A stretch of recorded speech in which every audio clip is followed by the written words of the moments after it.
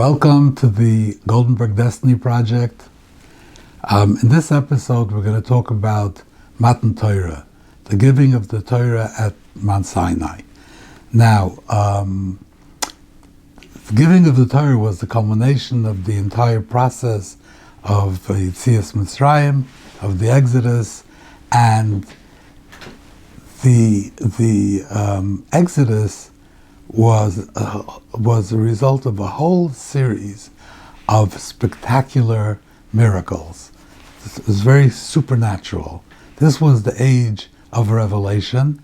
This was the time that I had to remember for all history, the age of revelation, and God revealed himself through a series of incredibly supernatural events. But the giving of the Torah at Mount Sinai was much more than a supernatural, miraculous event. The giving of the Torah at Mount Sinai was the removal of the separation between heaven and earth. It's where the divine presence actually entered the earth, and the earth trembled with the infusion of all the divine power that came down here. And it was not possible for people to see this and understand it in the way it happened. It was all prophecy. We spoke about this back in episode 5, that it was all prophecy and how this works with the collective memory. But I'd like to talk about the idea of the giving of the Torah. What the Gemara says that it's pasuk, Ve'erastech li that the giving of the Torah was a wedding. It was a marriage of God and the Jewish people. And they became united. There was a bond was formed, and this bond has lasted forever. But where was the ring at this marriage? What did God give the Jewish people as the instrument to create the marriage? What did he give them? So he gave them the gift of the Torah. The Torah was the gift, the Matan Torah, the Matana. It was the gift that was the instrument by which this marriage was concluded. What exactly did he give them? What did he give them? He gave them commandments. It was the gift that he gave them, that he told them, you have to do this, and you should not do that, and if you do this, you will be punished. And there's a story about what happened with Avram, and what exactly was the Torah, the gift of the Torah that he gave them? What was it? Now, we also find that the Gemara says that Avram, the Avos, fulfilled the entire Torah. It's a pasuk. It says,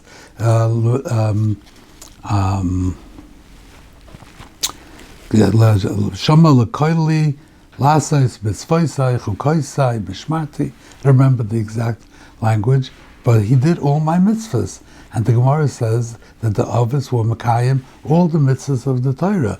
Now, of course, the form of how they did the mitzvahs is different somehow.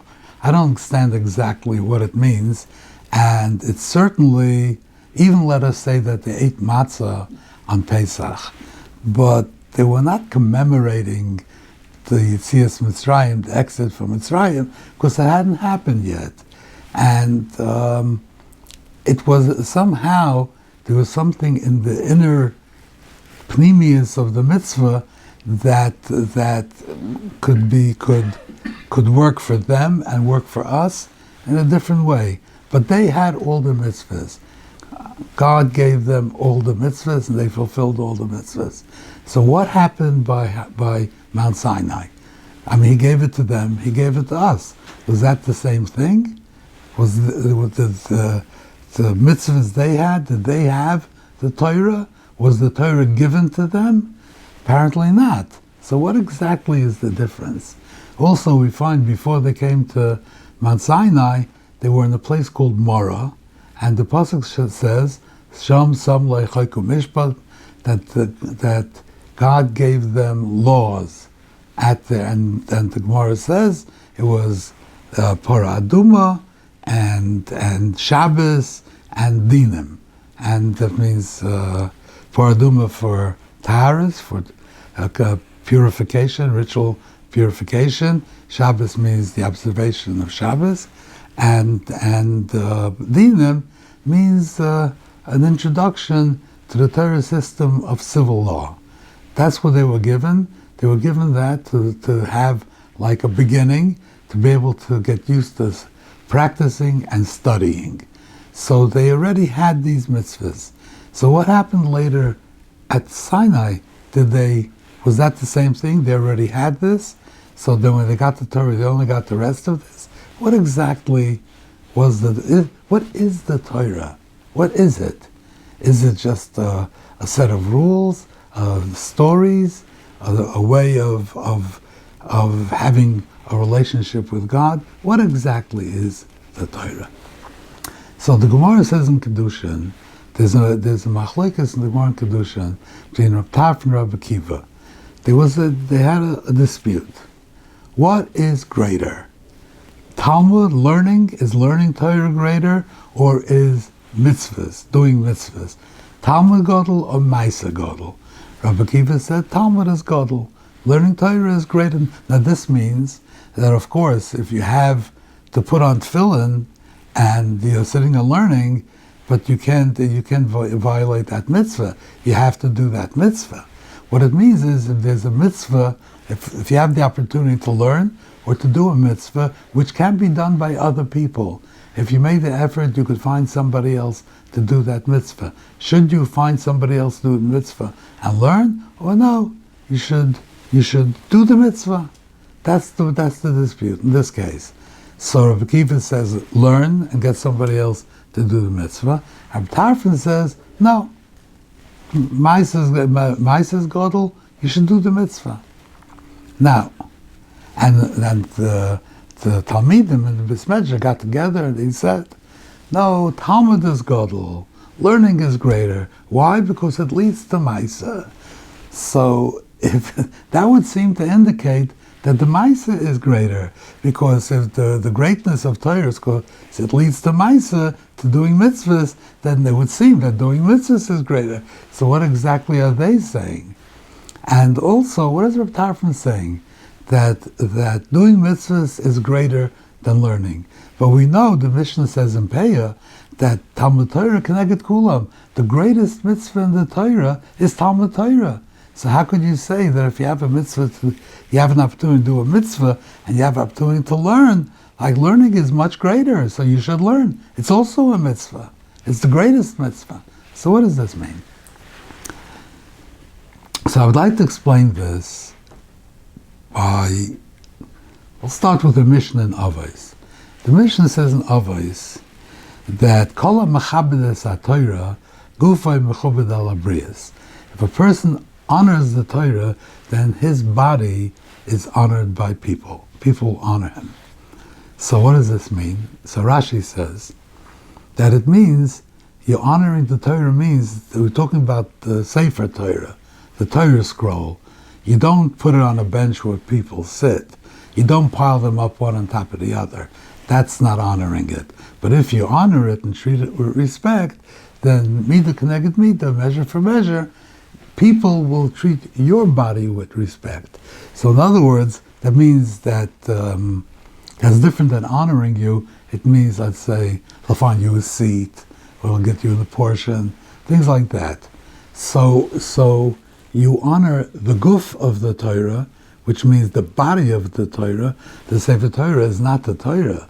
The Sefer Torah is just the material body of the Torah. It's not the Torah. But if you honor the material body of the Torah, then people will honor your material body, even though that's not what you are. You're not a material, you're a neshama, you're a spirit. But the guf of that spirit, people honor it. Just like you honored the guf of the Torah. The guf is material, and the Torah is spiritual. This is what the Gemara, what the Mishnah says, how Rashi explains it. The Rambam also brings, like Rashi, that says if you honor Talmid Chachamim maybe, or you honor Sforim, and then he has another thing that he adds. If you do mitzvahs bizrizas, if you really are zealous in the performing of mitzvahs, that's another explanation of a mechabedas HaTorah. How is doing mitzvahs bizrizas being mechabedas HaTorah? I mean, the Sefer Torah is the guf of the Torah. But how is that called mechabedas HaTorah? That mida connected, mida gufay mechabed al briyas. How does that? So I want to explain. I want to tell you a Ramah. Ramah says in the beginning, right at the beginning of Shulchan Aruch, we make a bracha asher yotzar. Roifei kol basar umafli lasais. He heals all flesh, and he does a wonderful thing. What is the wonderful thing that he did? So Ramah says that he took the neshama, which is a spirit, and the guf, which is a material, which is a guf, the body, and he connected them. And how did the two connect? That's like an amazing thing. This is spiritual, it's material, and somehow the two can get connected. So why is it necessary to do this? No, you think maybe the body and the neshama is like the neshama is like a rider on a horse. The body is the horse, the neshama is the rider, and he rides the horse and he directs it, and when he's ready to go, he leaves, gets off the horse and goes away. But it's not like that. They're attached. And the Gemara says that when a tzaddik dies, his neshama leaves his body like a hair being drawn out of milk, very easily. The connection is easily separated. But if a rasha dies, it's like a thorn being pulled out of wool, which doesn't separate easily. It's always stick on it, and then you take a thorn out of wood, doesn't come out easily. So the connection is not so easily separated. But there is a connection. Why is there a connection? Why is there a connection? Why can't the neshama just be the rider on the horse, giving instructions to the horse, go here, go there, do this, do that? Why does it have to be connected?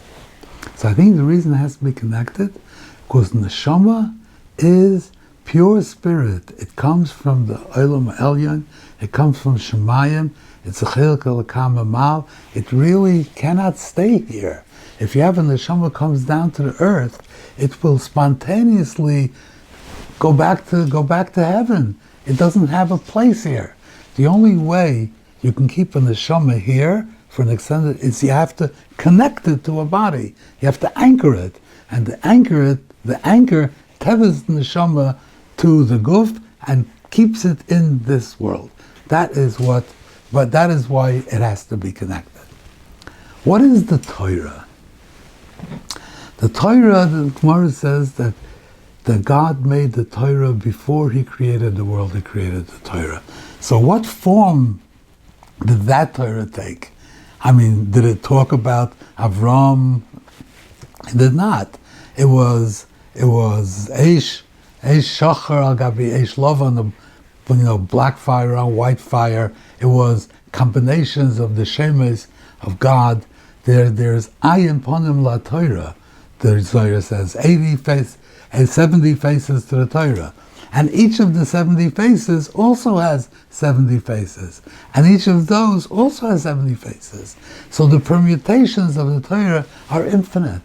They're infinite. There's no limit to what form the Torah can take. So the Torah was created though. The Torah is, I want to say, I think this is correct, the Torah is a portal into the mind of God, Kaviyachol. The Torah is a way that you can explore God's mind, that He allows you to go into His mind and explore it. That is what the Torah is. The Torah is a force. It's a spiritual force which was created before the world was created. And it was, and people that learn Torah understand that the absorption that you get from learning Torah is far greater than just intellectual. It is when you learn Torah, you are connecting with God. It is a very deep spiritual experience. That's why people are so, if you just learn the Torah because you need to know what to do, like should you do this, should you do that's really very superficial. But if you really learn Torah with great intensity, and it doesn't matter what part of Torah, any part of Torah, if you learn Torah and learn with great intensity, then you feel that connection with God. It is tremendously intellectual. Activity is very, very, very intellectual. Probably the most intellectual thing you could do in the entire world of knowledge. It's all about, and it involves the world. It involves spiritual, material, and it is intense and complicated. So it's very intellectual, but it's much more than intellectual. It is a way of becoming connected to God. You're allowed entry into God's mind and to explore it. And everyone that says a chiddush is illuminating another one of the many countless facets, and the Torah grows that way. In other words, when the Torah came down, was not fully illuminated. Only some was illuminated. Whatever he was told, whatever Moshe was told. But as it develops over the years, and more things are considered and discussed and debated, and resolutions then that is an illumination of another facet of the mind of the Rabbeinu Shalom. So we are actually allowed to enter into his mind and to study it. That is why the Gemara says in Sanhedrin that a non-Jew is forbidden to learn Torah because he has no right to be there. He's trespassing. If he wants to, I don't know exactly what the limits are, but to learn Torah the way Talmidei Chachamim or the way Jewish people learn Torah is forbidden because you have no right to be there. So this is what the Torah is. The Torah is a tremendous, tremendous spiritual force. And that spiritual force was given to Klal Yisrael at Mount Sinai. It was not given to Avram. It was not given to the people at Morah. Avram was just told about the mitzvahs. He was given the mitzvahs. He was told what to do, and he did it. But he did not have the Torah. The first 2,000 years were toyu vavoyu. It was an age of chaos. Torah did not exist in the world, even though the Avos fulfilled the Torah, but the Torah itself was not here. It only the second 2,000 years, the Gemara says in Avodah Zarah, that was the age of Torah. So by Matan Torah, the Torah was introduced into the world. A tremendous, tremendous spiritual force was introduced into the world. That's what happened by Matan Torah, and that's what happened by Matan Torah. So this is what the Rambam is saying, that this force, it has no place in this world. It's the highest of highest spiritual forces. How is it here?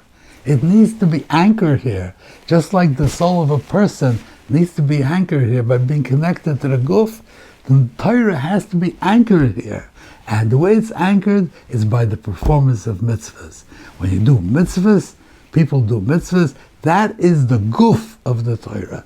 That is the way that the Torah is connected and can live and survive and thrive in the world only through the performance of mitzvahs. That is what the mitzvahs are. So the Gemara is saying like this. Rav Tarfon says that, of course, learning Torah is a greater mitzvah than other mitzvahs. But the other mitzvahs are more important because they connect us. They anchor the Torah. They keep it here. So we need those mitzvahs more than learning Torah. At this point, you have a chance to do a mitzvah. That mitzvah strengthens your hold on the Torah. So it's very important to have it. And Rabbi Akiva says, but learning Torah is a greater mitzvah, true. But learning Torah is a mitzvah that is not material. It's a completely spiritual and intellectual mitzvah. It's not a mitzvah masiyas. You're not taking a lulav. There's no goof to it. It's all spiritual. That mitzvah of learning Torah cannot anchor the Torah here in this world. Only mitzvahs masiyas, mitzvahs that have material performance, those anchor it here. Therefore, Maisa is greater. That's what Rabbi Tarfon says. Rabbi Kiva says, no, it's true that the Maisa will do that, but it's still better to learn Torah. You'll do plenty of mitzvahs, but every single mitzvah comes your way. It's better to learn Torah. And the Talmidim said that Gadol Torah mevel de Maisa. That Torah is more important. Why? Because when you learn Torah, that improves your entire overall performance of mitzvahs. So in the end, by learning Torah, your connection to the Torah in this world will be greater because of all, like the Rishonim say, because all the many mitzvahs that you will do as a result of learning Torah. So even though at this particular moment you're not going to have that mitzvah, that's what it will do. So this is what the Torah is, and this is what happened by Mount Sinai. That the Torah, this force was given to Klal Yisrael. This was the ring. This was what was given, the gift that God gave to Klal Yisrael by which He forged the marriage. What did He give them? Not just commandments. He gave them the koyach of the Torah. He gave them that spiritual force that existed from before creation. That's what He gave them. And this force really is the change. It transformed the world. This will allow them to illuminate the entire world, to be a Or Lagoyim through the koyach of the Torah. This is what this force does. But before they can do that, they have to use it to be an Or to themselves. They have to use it to illuminate themselves, to raise themselves up before they can go out and illuminate the world. And this is the struggle of history. Thank you. I'd like to invite you to visit me at RabbiReinman.com and explore all my works, both completed and still in progress, and kindly take the opportunity to lend your support on the participant page. Thank you very much, and be well.